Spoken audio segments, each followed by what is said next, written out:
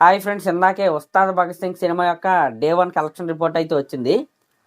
నిజంగా ఆ ఫిగర్స్, ఆ నెంబర్స్ చూసిన తర్వాత నేనైతే షాక్ అయ్యా. ఎందుకంటే ఈ ఉస్తాద్ భగత్ సింగ్ సినిమా యొక్క డే 1 నెంబర్స్ ఏవైతే ఉన్నాయో పవన్ కళ్యాణ్ గారి కెరియర్లో 6th హైయెస్ట్ అనమాట. నిజంగా ఇది షాకింగ్గానే ఉంటుంది మీకు వినడానికి. ఇంకా ప్రపంచవ్యాప్తంగా డే 1 ఎంత వచ్చిందంటే దగ్గరగా 53 కోట్ల గ్రాస్ అయితే ఈ సినిమాకి అయితే వచ్చింది. షేర్ అయితే 32 కోట్ల షేర్ అయితే ఈ సినిమాకి అయితే వచ్చింది. అంతకుముందు సినిమా ఉస్తాద్ భగత్ సింగ్ సినిమా కంటే ముందు ఓజీ సినిమాకి డే 1 154 కోట్ల గ్రాస్ అయితే వచ్చింది. ఈవెన్ హరిహర వీరమల్లు సినిమాకి కూడా 70 నుంచి 80 కోట్ల గ్రాస్ అయితే వచ్చింది. అసలు ఒక్కసారిగా ఇంత ఇదిగా ఓపెనింగ్స్ పడిపోవడానికి కారణం ఏంటో ఒకసారి అయితే మనం అయితే మాట్లాడుకుందాం. ఫస్ట్ ఆఫ్ ఆల్ ఇది స్టేల్డ్ ప్రాజెక్ట్ అనమాట. ఉస్తాద్ భగత్ సింగ్ అనేది సినిమా గురించి నేను మాట్లాడట్లేదు. సినిమా రివ్యూ ఆల్రెడీ నిన్నైతే చెప్పాను. నేను ఎప్పటికీ అదే ఎక్స్పీరియన్స్. సినిమా బాగుంది, పర్లేదు, బాగానే ఉంది, చూడొచ్చు, అదే రివ్యూ మీద అయితే నేనైతే స్టిక్ అయితే ఉన్నాను. దానికి ఇప్పుడు మాట్లాడే వీడియోకి ఎటువంటి సంబంధం అయితే లేదు. సినిమా బాగుంది, హ్యాపీగా ఫ్యామిలీతో కలిసి వెళ్ళే సినిమానే. ఇంకా అది పక్కన పెడితే అసలు ఎందుకు ఈ సినిమాకి ఇంత తక్కువ ఓపెనింగ్స్ ఎందుకు వచ్చినాయి అనేది మనం మాట్లాడుకుంటే, ఫస్ట్ ఆఫ్ ఆల్ ఈ సినిమాకి హైప్ అనేది అసలు ఎక్కడా క్రియేట్ అవ్వలేదు. దానికి మెయిన్ కారణం ఏంటంటే సినిమా అనేది ఎప్పుడో స్టార్ట్ అయిందనమాట. 2020 నుంచే ఈ సినిమా స్టార్ట్ అయిపోయింది.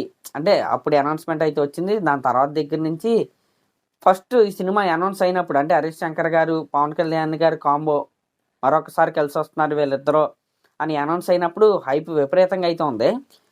కానీ దాని తర్వాత హైప్ అలా డైల్యూట్ అవ్వకుండా వచ్చిందనమాట. అంటే అనుకోకుండా చాలా ప్రాజెక్ట్స్ మధ్యలోకి అయితే వచ్చేసాయి. అది భీమ్లా నాయక్ అనుకోకుండా వచ్చిన ప్రాజెక్టే, బ్రో సినిమా అనుకోకుండా వచ్చిన ప్రాజెక్టే. ఇలా చాలా ప్రాజెక్ట్స్ మధ్యలో వచ్చేసినాయి. ఇంక ఈ సినిమాలో వెనక్కి వేసుకుంటా అయితే వెళ్ళిపోయారు. ఇంకా ఎలక్షన్లు అయినాయి. ఎలక్షన్లు అప్పుడు కళ్యాణ్ గారికి షూటింగ్స్లోకి వెళ్ళడానికి కుదరలేదు. ఇంక ఈ సినిమా అనేది ఇంకా సైడ్ లైన్ అయిపోయింది. అలా సైడ్ లైన్ అయిపోయింది. ఖాళీగా మన డైరెక్టర్ గారు ఉంటున్నారని ఆయన ఒక రాయి అయితే వేసాడు. ఆ రాయే మిస్టర్ బచ్చన్ అనమాట. ఆ మిస్టర్ బచ్చన్ అనే కంకర రాయి ఏదైతే ఉందో ఈ సినిమా ఓపెనింగ్స్ తక్కువ రావడానికి ఆ కంకర రాయి కూడా వన్ ఆఫ్ ద రీజను. ఆ కంకర రాయిని చేసింది మన హరీష్ శంకర్ గారే. అదొక రీజన్. నెక్స్ట్ రీజన్ ఏంటంటే ఈ సినిమా రీమేకే, తేరీ సినిమా రీమేకే అనే వర్డ్ ఏదైతే ఉందో జనాల్లోకి చాలా బాగా వెళ్ళింది. ఆ చాలా బాగా వెళ్ళిన దాన్ని వీళ్ళు ఎదుర్కోలేకపోయారు. అంటే ప్రతిపక్షం వాళ్ళు అధికార పక్షం మీద రాళ్ళు ఎలా వేస్తారో, అంటే ఒక న్యూస్ని ఎలా స్ప్రెడ్ చేస్తారో అప్పుడు వాళ్ళైతే దాన్ని తిప్పికొట్టాలి, లేకపోతే వాళ్ళకి డ్యామేజ్ అయితే జరిగిద్ది. అదేవిధంగా ఈ సినిమా రీమేక్ అనేది జనాల్లోకి బాగా వెళ్ళింది. రిలీజ్ రోజు పొద్దున్నే కూడా ఇది రీమేక్ కాదు కదా, ఫ్రెష్ స్టోరీ అని అడిగిన వాళ్ళు అయితే చాలామంది అయితే ఉన్నారు. దాన్ని సినిమా టీము లాస్ట్లో రీమేక్ కాదు అని ఆర్టికల్స్ వేపించినా సరే అప్పటికే లేట్ అయిపోయింది. జనాలు ఒక ప్రీ డిటర్మైన్ మైండ్తో ఉండిపోయారు. దానికి కారణం ఏంటంటే పవన్ కళ్యాణ్ గారు వెంటనే రీమేక్స్ చేయటం one of the reason. Harish Shankar గారు కూడా ఆయన కెరియర్లో దగ్గరగా గద్దలకొండ గణేష్, గబ్బర్ సింగ్, మిస్టర్ బచ్చన్ ఈ విధంగా రీమేక్లు చేయటం అనేది ఇంకొక రీజన్ అనమాట. ఈ సినిమా రీమేక్ అనేది జనాల్లోకి అయితే బాగా వెళ్ళింది. దాన్ని వీళ్ళైతే ఖండించలేకపోయారు. ఇది సెకండ్ రీజను. ఇంకో రీజన్ అంతకుముందు ఏం చెప్పుకున్నాం, సినిమా లేట్ అయిపోయింది. అనౌన్స్ చేసిన దానికంటే చాలా లేట్గా సినిమా అయితే వచ్చింది. ఇది first reason. Second reason. Third reason ఏంటంటే ఓజీ తర్వాత ఈ సినిమా రిలీజ్ అవటం అనేది ఈ సినిమాకి బ్యాడ్, వెరీ బ్యాడ్, మామూలు బ్యాడ్ కాదు. హరిహర వీరమల్లు సినిమా తర్వాత ఈ సినిమా రిలీజ్ అయ్యి దీని తర్వాత ఓజీ సినిమా రిలీజ్ అయ్యి ఉంటే పర్ఫెక్ట్ ఆర్డర్ ఇది. కానీ హరిహర వీరమల్లు తర్వాత ఓజీ రిలీజ్ అయిపోయింది. OG content, pre release content కనుక మీరు చూసుకుంటే మామూలు క్వాలిటీగా ఉండవు. అది టీజర్ కట్ కావచ్చు, సాంగ్స్ కావచ్చు, లిరికల్ వీడియోలు కావచ్చు, పోస్టర్లు కావచ్చు, ప్రతిదీ కూడా తోపు ఉంటాయి. తోపు అంటే ఇప్పటివరకు మనం ఎక్కడా చూడలేదురా, ఒక ఆటం బాంబు తీస్తున్నారు వీళ్ళు అనే ఫీల్తో ప్రతి పోస్టర్ ఉంటుంది, ప్రతి సాంగ్ ఉంటుంది. అంత కిక్కిచ్చే కంటెంట్ చూసిన తర్వాత వెంటనే ఈ ఉస్తాద్ భగత్ సింగ్ సినిమా రిలీజ్ అవటం, ప్లస్ ఆ పాటలు కూడా ఎక్కలేదు జనాలకి. థియేటర్లో ఇప్పుడు పేలొచ్చేమో కానీ రిలీజ్కి ముందు ఆ పాటలు ఎవరో వినలేదు. బజ్ క్రియేట్ చేయలేకపోయారు. డీసెంట్ సాంగ్సే, కానీ ఆ కిక్ ఇచ్చింది కదా ఓజీ, దాన్ని బద్దలు కొట్టుకుని బ్రెయిన్లోకి వెళ్ళే సాంగ్స్ కాదు ఇవి. ఇప్పుడు కూడా థియేటర్లో పవన్ కళ్యాణ్ గారు డ్యాన్స్ చేయబట్టి ఆ పాటలు ఇప్పుడు ఓకే బాగున్నాయి అంటున్నారు, కానీ అంత కిక్ ఇచ్చే పాటలు కాదు. ప్రీ రిలీజ్ కంటెంట్ ఏదైతే ఉందో అది జనాల్లోకి వెళ్ళలేదు. ఇదైతే పచ్చినిజం. అంటే ఎగ్జైట్ చేయలేకపోయారు జనాల్ని. ఎగ్జైట్గా అంటే ఈ సినిమా చూడాలి అనే కుతూహలాన్ని ఆడియన్స్లో వీళ్ళు కలెక్ట్ చేయలేకపోయారు. కోర్స్ ఈ సినిమా నుండి 2 టీజర్ కట్లు, ఒక ట్రైలర్ కట్టు, ఒక ప్రీ టీజరు, సాంగ్స్ మధ్యలో మెడబట్టుకుంటే తొడగొట్టినట్టే. అది డ్యామేజ్, ఈ సినిమాకి డ్యామేజ్. ఆ సాంగ్ రిలీజ్ అయినప్పుడే నేనైతే చెప్పాను ఎలాంటి పాటలు అనవసరం అని. సినిమాలో కూడా లేదు, అది చివరికి తీసేశారు. దేనికి? దానివల్ల ఉపయోగం ఏంటి? అదే ప్లేస్లో సినిమా 4 రోజుల ముందే ఎప్పుడో కాలరయాత్ర పాట రిలీజ్ చేశారు. ఆ మెడబట్టుకుంటే పాట రిలీజ్ చేసిన ప్లేస్లో ఈ కాలరయాత్ర రిలీజ్ చేసి ఉంటే కొద్దిగా బాగుండేది కదా. ఆ పాట లీక్ అయిపోయింది అప్పటికే, అయినా సరే రిలీజ్ చేయలే. అదొక డ్యామేజ్. ప్రీ రిలీజ్ కంటెంట్ అనేది జనాల్లోకి అయితే వెళ్ళలేదు. ఇంక ఈ విధంగా అంటే చాలా ఫ్యాక్టర్స్ అయితే ఉన్నాయి. నెక్స్ట్ వీళ్ళు మార్చ్ 26న రిలీజ్ చేయాలి యాక్చువల్గా సినిమాని. టాక్సిక్ సినిమా పోస్ట్పోన్ అవటం వల్ల మార్చి 19కి అయితే వేశారు. ఉగాది తెలుగు రాష్ట్రాలు 2 ఊపేస్తాయి కలెక్షన్స్ అని. ఒక పాయింట్ అయితే మిస్ అయ్యారు. దురంధర్ అనేది అంటే పెద్ద కొండ. అంటే వాళ్ళు చేతులారా చేసుకున్నారు. వాళ్ళు చేసుకున్న దరిద్రం ఏంటంటే యాక్చువల్గా నెంబర్ 1 ఓపెనింగ్ రావాలి. ఈ హిందీని ఒకదాన్నే కాన్సన్ట్రేట్ చేసుకున్నారు. మిగతా లాంగ్వేజ్లు అన్నీ గాలికి వదిలేశారు. నిన్న లేదు రిలీజ్, ఈరోజు లేదు, రేపు అయిద్ది అనమాట. వాళ్ళు చేతులారా కలెక్షన్స్ అయితే పోగొట్టుకున్నారు. అది పక్కన పెడితే మన Telugu audience Dhurandhar Telugu version release చేయట్లేదని, లేట్ అవుతుందని ఏం చేస్తున్నారు తెలుసా? హిందీ వర్షన్ చూసేస్తున్నారు, హిందీ రాకపోయినా. మీరు అర్థం చేసుకోండి. ఒకే ఒక పాయింట్, తెలుగు ఆడియన్స్ హిందీ రాని వాళ్ళు కూడా దురంధర్ సినిమా టికెట్లు బుక్ చేసుకుని సినిమా 4 గంటలో హిందీ వర్షన్ చూసేస్తున్నారు. అంటే అంత వెయిట్ చేస్తున్నారు ఆ సినిమా కోసం. అలాంటి సినిమాతో క్లాష్కి రావటం అనేది తప్పు. మార్చి 26న మంచి డేటే, శ్రీరామనవమి వీకెండ్ అది.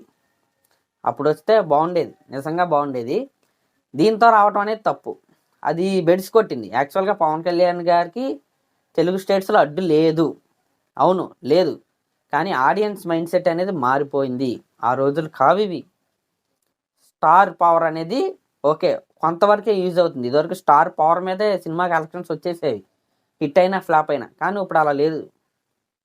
జనాలకి ఏది ఇంట్రెస్ట్ ఉంటే దానికే వెళ్తున్నారు. హీరో మన లాంగ్వేజ్ ఓడా, తమిళోడా, హిందీ ఓడా చూడట్లేదు. ఆ సినిమా చూడాలి అనుకుంటున్నారంటే చూసేస్తున్నారు. ఒకప్పుడు Telugu cinema, Tamil cinema, Kannada cinema, Hindi cinema, ఇప్పుడు అంతా ఒకటే సినిమా, పాన్ ఇండియన్ సినిమా. తగ్గాలి, కొన్నిసార్లు మనం తగ్గాలి. ఈ మాట నేను ఎందుకంటున్నానంటే ఓకే మన ఏపీ వరకు అయితే పర్లేదు, డీసెంట్గానే ఉంది. ఉస్తాద్ భగత్ సింగ్ కలెక్షన్లో నైజాం అనేది పవన్ కళ్యాణ్ గారికి కంచుకోట లాంటిది. హరిహర వీరమల్లు సినిమాకి కూడా 12 కోట్ల పైగా షేర్ అయితే వచ్చింది. కానీ ఈ ఉస్తాద్ భగత్ సింగ్ సినిమాకి 8 కోట్ల లోపే షేర్ అయితే వచ్చింది. దానికి కారణం ఫస్ట్ రీజన్ ఏంటంటే హైట్స్ లేవు, ప్లస్ ప్రీమియర్స్ లేవు. అది పక్కన పెడితే హైదరాబాద్ సిటీలో ఉస్తాద్ సినిమాకి నెక్ టు నెక్ కాంపిటీషన్ ఇస్తుంది దురంధర్ హిందీ వర్షన్. ఇప్పుడు పోనీ ఇది 300 థియేటర్లు, ఇది 300 థియేటర్లు ఉంటే ఇది ఫుల్ అవుతుంది ఉస్తాద్. ఈ 300 థియేటర్లు ఇది ఫుల్ అవుతుంది. మీరు అక్కడ చూసుకోండి. ఇక్కడ 300 థియేటర్లు ఇది ఫుల్ అవుతే దాని తీరు. ఇప్పుడు అది సరిగ్గా పర్ఫామ్ చేయకపోతే దాని ప్లేస్లో ఉస్తాద్ వేస్తారు తప్ప, ఇది 300 ఉన్నప్పుడు దీన్ని ఎందుకు తెస్తారు? హిందీ వర్షన్ అయినా సరే దీన్నే వేస్తారు. ఇక్కడ 300 పోయినాయా? అలా చాలా చోట్ల గంటలు పడిపోయింది ఉస్తాద్కి. నైజాం ఏరియాలో, హైదరాబాద్ సిటీలో మెయిన్ రెవెన్యూ అక్కడి నుంచో వస్తాయి. మాల్స్ కావచ్చు, సింగిల్ స్క్రీన్లు కావచ్చు, అక్కడ మెయిన్గా డెంట పడిపోయింది. ఆ సినిమాతో కాంపిటీషన్కి వెళ్ళటం వల్ల. అందులోనూ నైజాం ఏరియాలో మనకి హైక్స్ లేవు, ప్రీమియర్స్ లేవు, రెవెన్యూ అక్కడ డెంట పడిపోయింది. కాంపిటీషన్లో రిలీజ్ అవటం వల్ల ఉన్న ప్రాబ్లం ఇది. ఇంకా కలిసి వచ్చిన అదృష్టం ఏంటంటే తెలుగు వర్షన్ ఆ దురంధర్ రిలీజ్ అవ్వలేదు. యాక్చువల్లీ అది నిజంగా కలిసి వచ్చిందని నేనైతే చెప్తాను. అయితే ఇంకొద్దిగా డెంట పడేది కలెక్షన్లో. ఇది రాంగ్ రిలీజ్ డేట్ ఏదైతే ఉందో అది కూడా వన్ ఆఫ్ ద రీజన్ అండి. మనం కొన్నిసార్లు నిజాలు మాట్లాడుకోవాలి.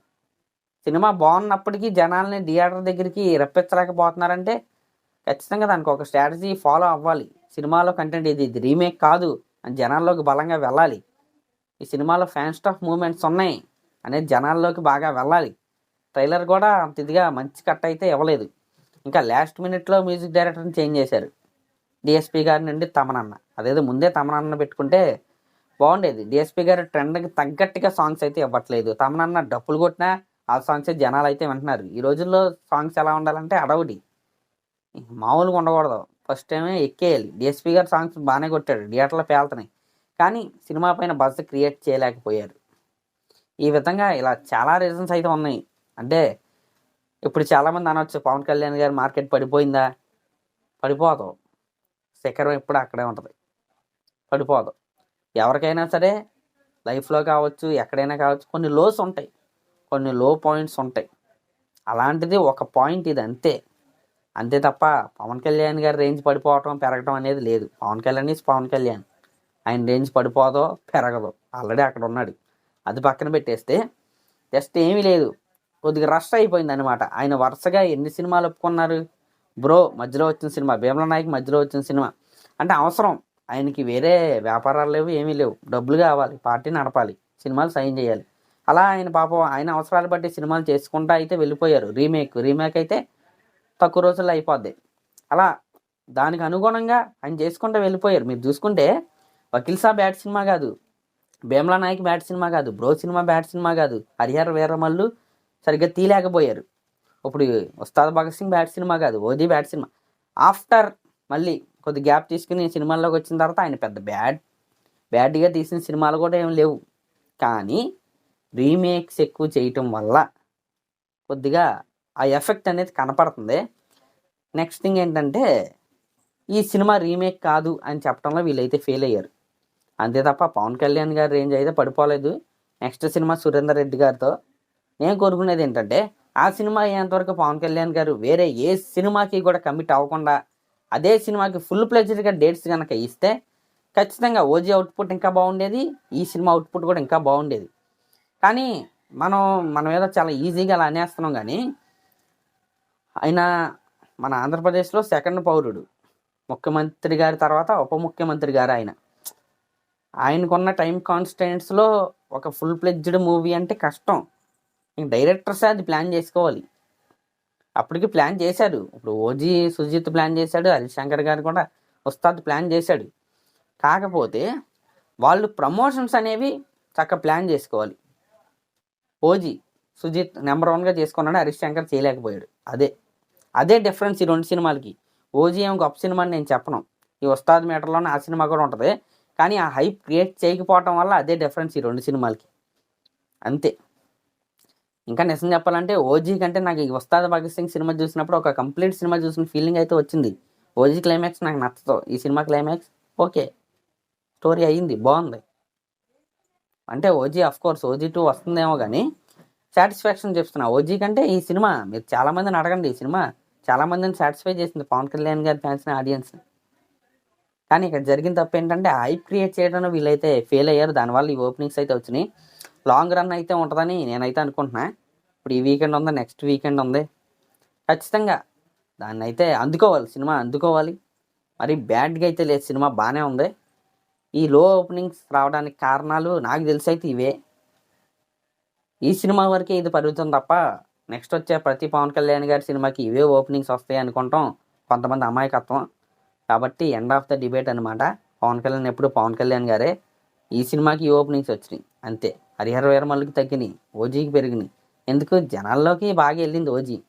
మళ్ళీ ఈ సినిమా తగ్గినాయి ఎందుకంటే జనాల్లోకి వెళ్ళలేకపోయారు. అది వీళ్ళ స్ట్రాటజీలో ప్రాబ్లం, అంతే తప్ప ఏమీ లేదు. చెప్పాను కదా చిన్న స్ట్రాటజీ, వీళ్ళు ఎంత దారుణంగా స్ట్రాటజీ చేశారంటే ఒకటే చెప్తా. మెడబట్టుకుంటే పాట సినిమాలో లేదు, దాన్ని రిలీజ్ చేశారు, దానివల్ల నెగిటివిటీ వచ్చింది. కాలయాత్ర పాట బాగుంది, దాన్ని లేట్గా రిలీజ్ చేసుకున్నారు. ఈ విధంగా స్ట్రాటజీలు కుదరలేదు, జనాల్లోకి వెళ్ళలేకపోయారు. మరి అదన్నమాట మ్యాటర్. ఈ విధంగా 53 కోట్ల గ్రాస్ అయితే ఈ సినిమాకి అయితే వచ్చింది. రాబోయే రోజుల్లో లాంగ్ రన్ ఉంటుంది, ఖచ్చితంగా ఉంటుంది. సినిమా అయితే మరీ అంత బ్యాడ్గా అయితే లేదు, బాగానే ఉంది. కాబట్టి మరి అదన్నమాట మ్యాటర్. మరి దీనిపై మీరేమనుకుంటున్నారో కామెంట్ చేయండి. అలాగే మరి ఇంకేమైనా రీజన్స్ మీకు అనిపిస్తే కింద కామెంట్ అయితే చేయండి. Thank you.